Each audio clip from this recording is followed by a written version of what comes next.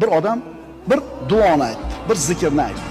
Malaikalar haligi bandani aytgan zikrini nechta savob deb yozishlikni bilmasdan Robbisi subhanahu va taologa murojaat qilishdi, iltijo qilishdi. Parvardigor, ana bandang shunaqa bir gapni aytdi, shunaqa bir zikr qildi seni, qancha savob yozishni bilmayapmiz uni daftariga.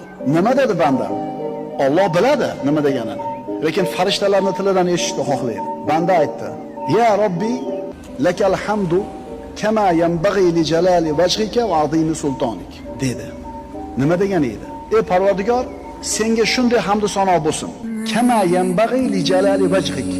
Yuzingni ulug'ligi qanday bo'lsa, va azimi sultonik, saltanatingning buyukligi qanchalik bo'lsa, shunga yarasha hamd sano bo'lsin dedi. Shunda farishtalar qancha savob yozishni bilmay qolishdi. Chunki farishtalar ham bilishmaydi Alloh taoloning yuzi qanchalar ulug', saltanati qanchalar buyuk. Yotib olinglar shu duoni.